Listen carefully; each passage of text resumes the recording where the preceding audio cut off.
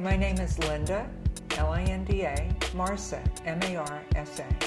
I'm a science and medical journalist, and I'm the author of Fevered, Why a Hotter Planet Will Harm Our Health, and What We Can Do to Save Ourselves.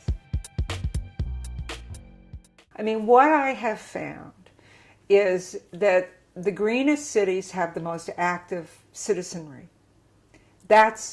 It's just axiomatic. You go to New York, I mean, New Yorkers are these vocal, boisterous, pushy, God bless them. There's a special place in heaven for them. And I talked about this in the last chapter of my book, in Sustainable Cities.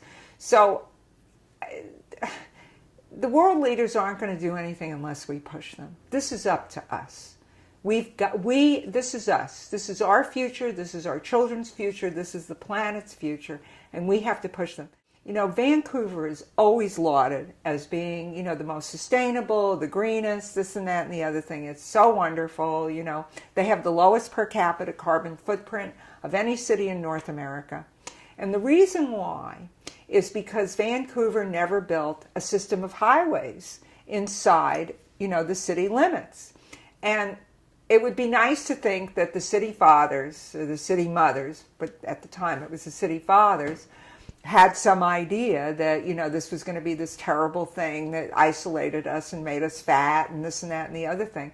But that's not the case. That's not what happened. Because they were revving up the engines. And in the 1950s, a San Francisco architectural firm determined that certain of these waterfront communities were blighted areas and they needed to be raised and, put in the freeway. Well, what happened was one of these so-called blighted areas was this very old Chinese community. And it's sort of a long story and a really wonderful story, but they got organized. And there was this couple, that were, Chinese Canadians that had met while they were in China and came back, and there was a lot of prejudice against the Chinese. This is in the 60s. There was the Chinese Exclusion Act that had only been repealed at the end of World War II.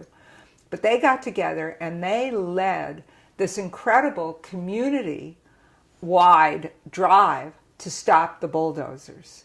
I mean, and you had these elderly Chinese men who had never in a million years ever thought to, go against authority. And at that time, it was lily white and British and male, and they were standing in front, these old Chinese guys, standing in front of the bulldozers.